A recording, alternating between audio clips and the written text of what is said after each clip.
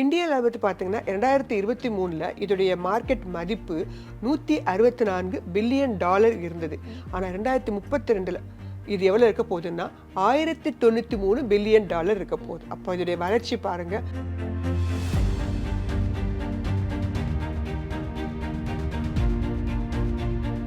எனக்கு இந்த கம்பெனிகளால் எந்த பிரச்சனையும் வரக்கூடாது, எஃப்டியில் போட்ட மாதிரி சேஃபாக இருக்கணும்னா அதுக்கு முதல்ல எடுக்கக்கூடிய செக்டராக எதை பார்ப்பாங்கன்னு கேட்டிங்கன்னா இந்த எஃப்எம்சிஜி தான்.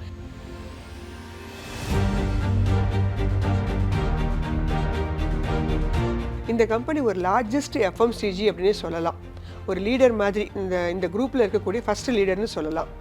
ஹோம் அண்ட் பர்சனல் கேர் ப்ராடக்ட்ஸில் இவங்க தான் ஃபஸ்ட்டு கம்பெனி. நிறைய பிராண்டஸ் பேரில் வந்துட்டுருக்காங்க. தெரிஞ்ச பேர்னு சொன்னால் Surf, Rin, Pond's, Closeup, Kisan. ஐடிசியை பொறுத்த மட்டும் அது சிகரெட்டுக்கு தானே பேர் போனது அப்படிங்கிற மாதிரி இருப்பாங்க. இல்லை, அப்படி கிடையாது. அவங்க ஆரம்பத்தில் சிகரெட் அப்படிங்கிறது அவங்களுடைய ஒரு ப்ரைவேட்டான ஒரு மெயினான ஒரு ப்ரைமரி ஒரு பிஸ்னஸாக இருந்தது.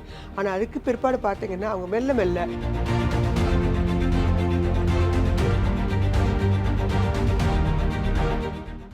நிச்சயமா மேம். இன்னைக்கு எஃப்எம்சிஜி செக்டர் பற்றி பேசல, நீங்கள் என்னென்ன சஜஷன்ஸ் வச்சுருக்கீங்க? இந்த வாரம் நம்ம பார்க்க போகிற செக்டர் ரொம்ப முக்கியமான ஒரு செக்டர். எசென்ஷியலாக டே டு டே லைஃப்பில் நீங்கள் கண்டிப்பாக இந்த செக்டரில் உள்ள ஏதாவது ஒரு பொருளை ஒவ்வொரு தனி நபரும் குழந்தைகள் முதல் பெரியவர்கள் வரை கண்டிப்பாக யூஸ் பண்ணிட்டுருப்பீங்க. அப்படிப்பட்ட ஒரு செக்டர் டிஃபென்சிவ் செக்டர்னு சொல்லக்கூடிய ஒரு செக்டர். இந்தியன் எக்கானமியில் 4வது செக்டராக இடம்பெற்றிருக்கக்கூடிய ஒரு மிக முக்கியமான ஒரு செக்டர் தான் இந்த செக்டர், அதாவது FMCG, fast moving consumer goods அப்படிங்கிற இந்த செக்டர். இந்த செக்டர் என்னன்னு கேட்டிங்கன்னா ஈஸியாக வேகமாக விற்பனை செய்யப்படும். அதே மாதிரி ரொம்ப லோ காஸ்ட்டில் ஷாம்பு, பேஸ்ட்டு, அதே மாதிரி நிறைய காஃபி பவுடர், இந்த மாதிரி நீங்கள் நிறைய சொல்லிகிட்டே போகலாம். வரிசையாக பார்க்க போகிறோம். ஜாமு, எக்கச்சக்கமாக. ஸோ இந்த மாதிரி இருக்கக்கூடிய இந்த எஃப்எம்சிஜி செக்டர் பார்த்தீங்கன்னா சென்ற வாரம் மார்க்கெட் ரொம்ப டவுனில் இருந்த போதும் கூட அதே மாதிரி எலெக்ஷன் ரிசல்ட் அனௌன்ஸ் பண்ணும்போது ரொம்ப மார்க்கெட் டவுனு. அந்த சமயத்தில் கூட இந்த செக்டர் மட்டும்தான் ஏறிட்டு இருந்தாங்க. அப்படிப்பட்ட ஒரு எவர்கிரீன் செக்டர் அப்படின்னு நம்ம இந்த செக்டரை சொல்லலாம். இந்த செக்டரை பொறுத்த மட்டும் ஹவுஸ் ஹோல்டு ஐட்டம்ஸ் இருக்கிறாங்க, ஃபுட் அண்ட் பெவரேஜஸ் இருக்கிறாங்க, அண்ட் பியூட்டி கேர் ப்ராடக்ட்ஸும் இந்த செக்டர் கீழே தான் வர ஆரம்பிக்கும். இந்தியாவில் பார்த்தீங்கன்னா 2023ல் இதோடைய மார்க்கெட் மதிப்பு $164 பில்லியன் இருந்தது. ஆனால் 2032ல் இது எவ்வளோ இருக்க போகுதுன்னா $1093 பில்லியன் இருக்க போகுது. அப்போ இதோடைய வளர்ச்சி பாருங்கள் எந்த அளவு இருக்கும் அப்படின்னு சொல்லிட்டு. எனக்கு இந்த கம்பெனிகளால் எந்த பிரச்சனையும் வரக்கூடாது, எஃப்டியில் போட்ட மாதிரி சேஃபாக இருக்கணும்னா அதுக்கு முதல்ல எடுக்கக்கூடிய செக்டராக எதை பார்ப்பாங்கன்னு கேட்டிங்கன்னா இந்த எஃப்எம்சிஜி தான். ஏன்னா இதை நம்ம டெய்லி என்ன பண்ணிகிட்டே இருக்கிறோம், உபயோகப்படுத்திகிட்டே இருக்கும். அப்போ இந்த பொருட்களை உற்பத்தி செய்யக்கூடிய கம்பெனிகளும் என்ன பண்ணும், கண்டிப்பாக உங்களுக்கு இருந்து கொண்டே தான் இருக்கும். எந்த பிரச்சனைகளும் பெருசாக வராது. அதான் மெயின் ரீசன். இதில் பொறுத்த மட்டும் இந்த எஃப்எம்சிஜி செக்டரை 3 வகையாக பிரிக்கிறாங்க. டியூரபிள், நான் டியூரபிள், சர்வீஸ் அப்படின்னு பிரிப்பாங்க. டியூரபிள் அப்படிங்கிறது அதோட ஷெல்ஃப் லைஃப் 3 வருஷம் தான். நான் டியூரபிள் மோர் தேன் 3 இயர்ஸ். சர்வீஸுங்கிறது தனியாக வரும். ஸோ அதே மாதிரி எஃப்எம்சிஜி செக்டரில் பொறுத்த மட்டும் house hold personal care products மட்டும் 50% இடத்தை ஆக்குபை பண்ணிக்கும். ஹெல்த் கேர் ப்ராடக்ட்ஸும் இதில் வரும். இது 31லேருந்து 32% ஆக்குபை பண்ணிக்குது. பிவரேஜஸ் ப்ராடக்ட் 18லேருந்து 19% பிடிச்சிக்குது. ஸோ இந்த எஃப்எம்சிஜி ப்ராடக்ட்ஸ் எப்போதுமே பார்த்தீங்கன்னா ஒரு டிமாண்டபிள் ப்ராடக்ட்டு, எசென்ஷியல் ஹவுஸ் ஹோல்டெலாம் வச்சுருக்கக்கூடிய ஒரு ப்ராடக்ட். அதனால் இதுக்கு எப்போதுமே என்ன இருக்குது, க்ரோத் இருக்குது. இதுக்கு பத்தாது இப்போ இருக்கக்கூடிய இ-காமர்ஸ் பிளாட்ஃபார்ம் எல்லாத்தையும் என்ன பண்ணிக்கிறோம், வீட்டிலேருந்தே கூட முன்னெல்லாம் கூட கடைக்கு போய் வாங்கணுமே, அது இப்போ அப்படி கிடையாது. இ-காமர்ஸ் பிளாட்ஃபார்ம் வந்ததுலேருந்து எஃப்எம்சிஜியோடைய செக்டருடைய க்ரோத் பார்த்தீங்கன்னா மிகப்பெரிய அளவில் இருக்குது அப்படின்னே சொல்கிறாங்க. ஸோ இந்த கம்பெனிகள் எல்லாமே எஃப்எம்சிஜி எல்லாமே இது எப்போதுமே நீடு உள்ளது தான். ஆனால் ஷேர் மார்க்கெட்டில் நிறைய லிஸ்டட் கம்பெனிஸ் இருக்கிறாங்க. அந்த கம்பெனிகளில் சில ஒரு 5 கம்பெனிகளை பற்றி நான் உங்களுக்கு கொடுக்க வந்திருக்கேன். இது என்னுடைய தனிப்பட்ட கருத்து தான். நான் செபி ரெஜிஸ்டர்ட் பர்சன் கிடையாது. ஒரு எஜுகேட்டிவ் பர்பஸ்க்காக சில கம்பெனிகளுடைய ஃபண்டமெண்டல்ஸ் பற்றி நான் கொடுக்க வந்திருக்கேன்.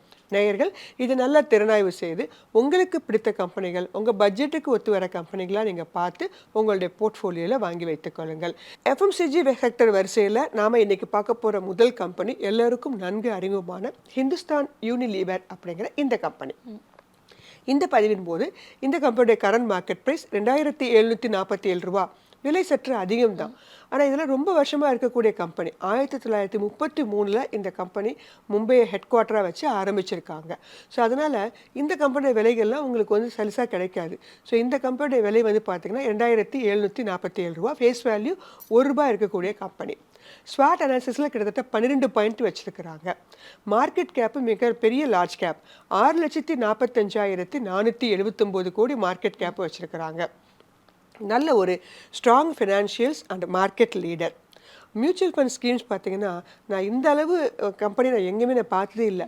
கிட்டத்தட்ட 333 ஸ்கீம்ஸில் இந்த ஹிந்துஸ்தான் யூனிலீவர் அப்படிங்கிற இந்த கம்பெனியை மியூச்சுவல் ஃபண்ட் டார்லிங்னே சொல்லலாம் வாங்கி வச்சுருக்கிறாங்க. எஃப்ஐஎஸ்க்கு ரொம்ப பிடித்தமான கம்பெனி. இப்போ கடந்த ஒரு 3-4 குவார்ட்டராக அதிகரித்து கொண்டே வர்றாங்க. இன்டரிம் டிவிடெண்டாக ஒரு 2024 ஜூன் மாதம் ரூ. 24 கொடுத்துருக்குறாங்க. இவங்களுடைய நெட் சேல்ஸும் அதிகமாக தான் வச்சுருக்கிறாங்க. 61,896 கோடி வச்சுருக்கிறாங்க. நெட் ப்ராஃபிட்டும் அதிகரித்து கடந்த 5 வருடங்களாக அதிகரித்து 10,286 கோடி கொடுத்துருக்காங்க. கொரோனா சமயத்தில் நம்ம இதெல்லாம் யூஸ் பண்ணிட்டு தானே இருந்தோம். அதனால இவங்களுக்கெல்லாம் ப்ராஃபிட் எப்போவுமே குறையாது. ரிட்டர்ன் ஆன் ஈக்விட்டியும் 5 வருடங்களாக அதிகரித்து 20.06% வச்சுருக்கிறாங்க. இந்த கம்பெனி ஒரு ஜீரோ டெப்ட் கம்பெனி. நிறைய பிஸ்னஸ் பண்ணுறாங்கன்னா கடன்லாம் கிடையாது. Promoter 61%, FIs 12%, domestic institutional investors 13%, public நாம 12% வச்சுருக்கிறோம். இந்த கம்பெனி ஒரு லார்ஜஸ்ட் எஃப்எம்சிஜி அப்படின்னே சொல்லலாம். ஒரு லீடர் மாதிரி இந்த குரூப்பில் இருக்கக்கூடிய ஃபஸ்ட்டு லீடர்னு சொல்லலாம். ஹோம் அண்ட் பர்சனல் கேர் ப்ராடக்ட்ஸில் இவங்க தான் ஃபஸ்ட்டு கம்பெனி. நிறைய பிராண்டஸ் பேரில் வந்துட்டுருக்காங்க. உங்களுக்கு தெரிஞ்ச பேர்னு சொன்னால் Surf, Rin, Pond's, Closeup, Kissan, Brooke Bond, Kwality, இந்த மாதிரி நிறைய சொல்லிகிட்டே போகலாம். இந்த கம்பெனி கிட்டத்தட்ட ஒரு 50 ப்ராடக்ட்ஸ் பிராண்ட் நேமில் வச்சுருக்கிறாங்க. 14 கேட்டகரிஸில் வச்சுருக்கிறாங்க. இந்த சப்சிடரி ஆஃப் பிரிட்டிஷ் கம்பெனி, அதனால தான் யூனிலீவர் அப்படிங்கிறதோட கம்பெனியோட சப்சிடரி.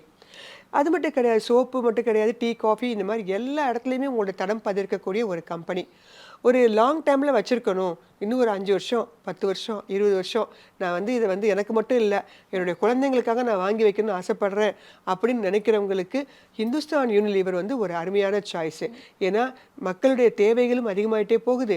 அதே மாதிரி பார்த்தீங்கன்னா இந்த எஃப்எம்சிஜி ப்ராடக்ட்ஸ் மிக முக்கியமான ஒரு இம்பார்ட்டன்ட் ரோல் எந்த இடத்துல வகிக்குதுன்னு கேட்டிங்கன்னா நம்மளுடைய ஜிடிபி கால்குலேஷனில். ஸோ அப்படிப்பட்ட ஒரு இடத்துல இருக்கக்கூடிய ஒரு கம்பெனி உங்கள் போர்ட்ஃபோலியோவில் இருந்தது அப்படின்னா அது நிச்சயமாக உங்களுக்கு லாங் டேர்மில் ஒரு நல்ல லாபத்தை கண்டிப்பாக கொடுக்கும்.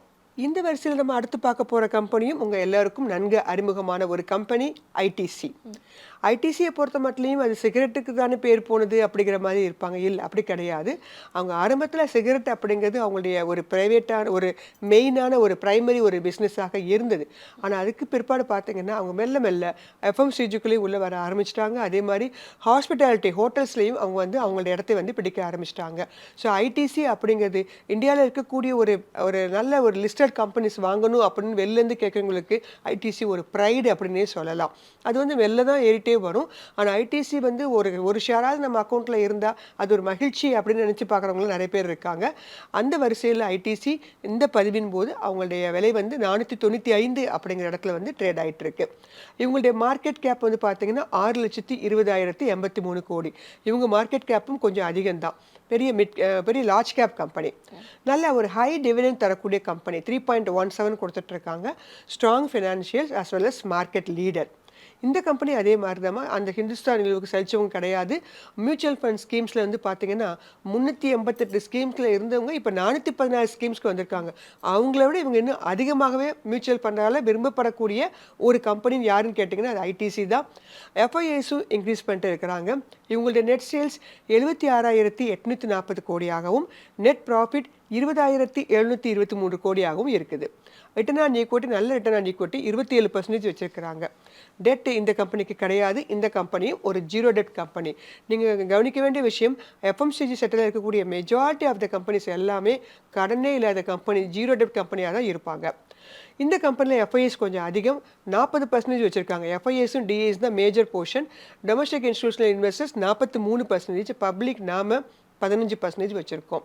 இந்தியாவுடைய ஒரு ப்ரைவேட் செக்டர் கம்பெனியில் மிக முக்கியமான ஒரு கம்பெனின்னு பார்த்தீங்கன்னா ஐடிசியை தாராளமாக சொல்லலாம். இந்த கம்பெனி வந்து பார்த்தீங்கன்னா not only for the cigarettes, FMCG, hotel, paper boards, packaging, IT எல்லா துறையிலையும் தங்களுடைய கால் தடத்தை பயிற்சிருக்கிறாங்க. வெகு விரைவில் வந்து பார்த்தீங்கன்னா பேசிகிட்டு இருக்காங்க, இன்னும் வரல, டிமெர்ஜர் பண்ணலாம் அப்படின்னு சொல்லிட்டு. அவங்க ஹோட்டல் டிபார்ட்மெண்ட்டை தனியாகவும் இந்த நம்மளுடைய எஃப்எம்சிஜி ப்ராடக்ட்ஸை தனியாகவும் பிரிக்கலாம் அப்படிங்கிற ஒரு யோசனை இருந்து கொண்டு இருக்கிறது. ஸோ அதனால் ஐடிசி வாங்கி வைக்கும்போது அந்த தகவல்கள்லாம் உங்களுக்கு வரும்போது நம்ம ஒன் இண்டியாவில் பேசலாம். இப்போ வாங்கி வச்சுருந்தீங்கன்னா அப்போ அந்த மாதிரி பெனிஃபிட்ஸும் நீங்கள் என்ன பண்ணலாம், டிமெர்ஜர் வரும்போது நீங்கள் என்ஜாய் பண்ணலாம். ஸோ எனக்கு கொஞ்சம் ரேட் கொஞ்சம் கம்மியாக கிடச்சா நல்லாயிருக்கும். ஏன்னா எஃப்எம்சிஜி ப்ராடக்ட்ஸ் எல்லாமே விலை அதிகம்தான்.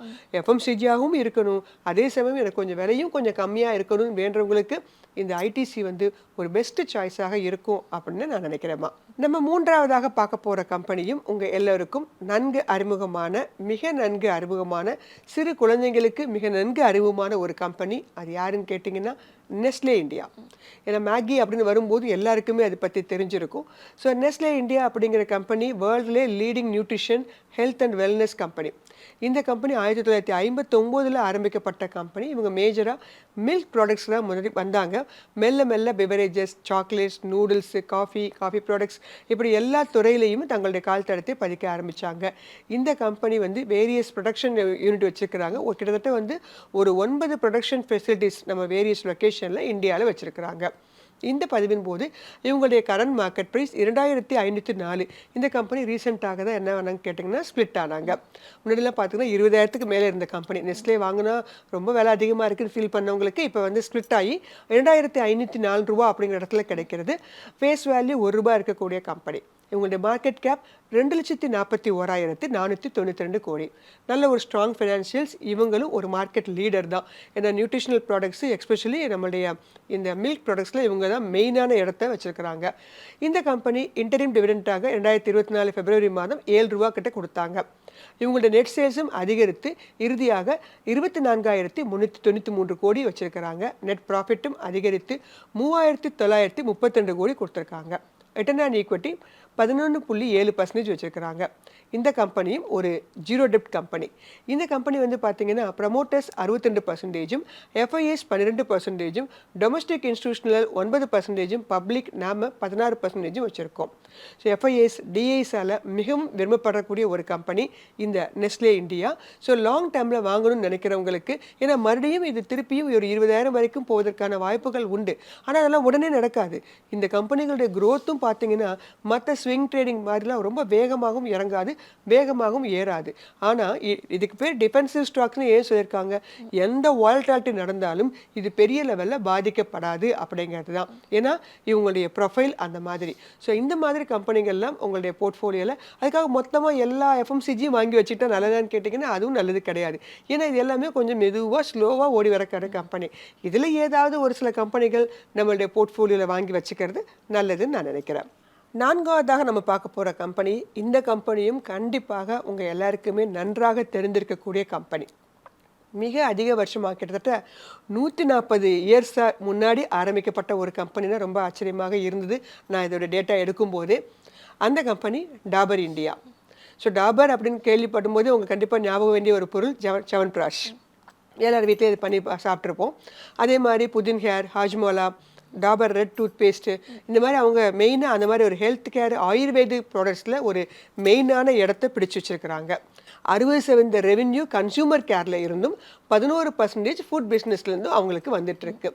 அப்படிப்பட்ட இந்த கம்பெனி அவங்களுடைய கரண்ட் மார்க்கெட் ப்ரைஸாக ₹623 அப்படிங்கிற இடத்துல இந்த பதிவின் போது ட்ரேட் ஆகிட்டுருக்கு. Market gap large cap company 1,10,583 கோடி வச்சுருக்கிறாங்க. நல்ல டிவிடெண்ட் தரக்கூடிய கம்பெனி தான் இந்த கம்பெனியும். நல்ல குட் ஃபினான்ஷியல்ஸ், மார்க்கெட் லீடர். இந்த ஆயுர்வேதிக் ப்ராடக்டில் ஒரு மார்க்கெட் லீடர். இந்த கம்பெனியோடைய மியூச்சுவல் ஃபண்டும் இன்க்ரீஸ் பண்ணிட்டே வராங்க, எஃப்ஐஎஸும் இன்க்ரீஸ் பண்ணிட்டே வராங்க. இன்டரிம் டிவிடெண்டாக 2.75 கொடுத்துருக்குறாங்க. நெட் சேல்ஸ் பார்த்தீங்கன்னா 12,404 கோடி. நெட் ப்ராஃபிட் 1,811 கோடி. 5 வருடங்களாக அதிகரித்து தான் காணப்படுது. ஆயுர்வேதிக் ப்ராடக்ட் அப்படிங்கும்போது சவன்பிராஷ் அப்படிங்கிறது கொரோனா காலத்தில் மிக அதிகமாக வாங்கப்பட்ட ஒரு பொருளாக இருந்த காரணத்தினால இவங்களுடைய ப்ரொடக்டிவிட்டி அதிகரித்து இந்த அளவு வந்து லாபத்தை கொடுத்துருக்குது. ரிட்டர்ன் ஆன் ஈக்விட்டியாக 18% வச்சிருக்கிறாங்க. இந்த கம்பெனிக்கு வந்து டெட் கொஞ்சம் லைட்டாக வச்சிருக்கிறாங்க 0.12. Promoter 66%, FIIs 15%, domestic institutional investors 12%, public நாம 5% வச்சிருக்கிறோம். ஒரு எஃப்எம்சிஜி கம்பெனியில் வரிசைப்படுத்தும் போது இந்த டாபர் இந்தியாவுக்கு 4th பிளேஸ் கொடுத்துருக்காங்க. அந்த அளவு இவங்களுடைய அந்த ப்ராடக்ட்ஸ் வந்து மக்கள்கிட்ட ரொம்ப பிரபலமாக இருந்தது. அதனால் இதுக்கு ஒரு 4th பிளேஸ். ஸோ இதோட விலையும் கொஞ்சம் கம்மியான விலையில தான் கிடச்சிட்டு இருக்கு. அதே சமயம் ஒரு லார்ஜ் கேப் கம்பெனி. டாபர் உபயோகப்படுத்திட்டு இருக்கவங்க, டாபர் பற்றி தெரிஞ்சவங்களுக்கும் இது நன்றாகவே தெரிஞ்சிருக்கும். இந்த பொருட்களுக்கெல்லாம் தேவை என்பது இன்னும் அடுத்த 10 வருஷமோ 20 வருஷமோ 50 வருஷமோ இருக்கும் என்ற பட்சத்தில் இவங்களுடைய பிஸ்னஸும் அடுத்த 3வது 4வது ஜென்ரேஷனும் பண்ணிட்டு தான் இருக்கிறாங்க. ஸோ அதன் காரணமாக உங்களுக்கு லாங் டேர்மில் இந்த மாதிரி கம்பெனிகள்லாம் விலை ஏறுவதற்கான வாய்ப்புகள் உண்டு.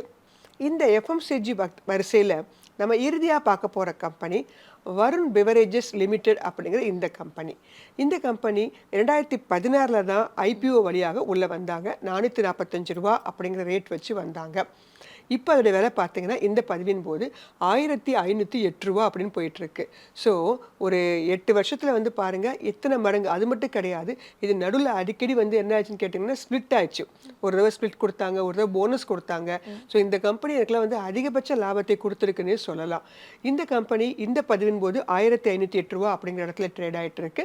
இவங்களுடைய மார்க்கெட் கேப் 1,95,622 கோடி. ஸ்வாட் அனாலிசிஸில் கிட்டத்தட்ட 9 பாயிண்ட் வச்சிருக்கிறாங்க. ஃபேஸ் வேல்யூ 5 ரூபா இருக்கக்கூடிய கம்பெனி. டிவிடெண்ட் ஈல்டு தரக்கூடிய ஒரு கம்பெனி தான். நல்ல ஒரு மார்க்கெட் லீடர். பிவரேஜஸில் இவங்க தான் லீடர். குட் ஃபினான்ஷியல்ஸ் வச்சிருக்கிறாங்க. மியூச்சுவல் ஃபண்ட் கம்பெனிஸும் வாங்கி கொண்டு தான் இருக்கிறாங்க. எஃப்ஐஎஸும் அதிகமான அளவுக்கு வாங்கிட்டு இருக்காங்க. இந்த கம்பெனி ஃபைனல் டிவிடெண்டாக 1.25 கொடுத்துருக்குறாங்க. இவங்களுடைய நெட் சேல்ஸ் 16,042 கோடியாகவும் நெட் ப்ராஃபிட் 2,102 கோடியாகவும் இருக்குது. ரிட்டர்ன் ஆன் ஈக்விட்டியாக 29% கொடுத்துருக்காங்க. Dead equity 0.75. இந்த கம்பெனி வந்து இந்த செக்டரில் ஒரு மோனோபோலி அப்படின்னே சொல்லலாம். பிவரேஜஸில் மோனோபோலியாக இருக்கிறாங்க. Promoters 62%, FIs 25%, domestic institutional investors 4%, public நாம 7% வச்சுருக்கிறோம். இந்த கம்பெனி என்ன மேனுஃபேக்சரிங் பண்ணுறாங்கன்னா கார்பனேட்டட் சாஃப்ட் ட்ரிங்க்ஸை வந்து பண்ணுறாங்க. நான் ஆல்கஹாலிக் ட்ரிங்க்ஸு, அந்த பிவரேஜஸ், கோல்ட் ட்ரிங்க்ஸ் இதெல்லாம் அவங்க வந்து பண்ணக்கூடிய கம்பெனி. இந்த கம்பெனி வந்து பெப்சிகோ இன் இந்தியா வந்து இன்டர்நேஷ்னல் கேள்விப்பட்டிருப்பீங்க. அதோடைய trademark owned company. Pepsi, diet Pepsi, 7up இதெல்லாம் நீங்கள் கேள்விப்பட்டிருப்பீங்க இல்லையா? இதெல்லாம் வந்து மேனுஃபேக்சரிங் பண்ணக்கூடிய, இந்தியாவில் பண்ணக்கூடிய இந்த கம்பெனி. இந்த கம்பெனி 16 ப்ரொடக்ஷன் ஃபெசிலிட்டிஸ் வச்சுருக்கிறாங்க ஆல் ஓவர் இந்தியாவில்.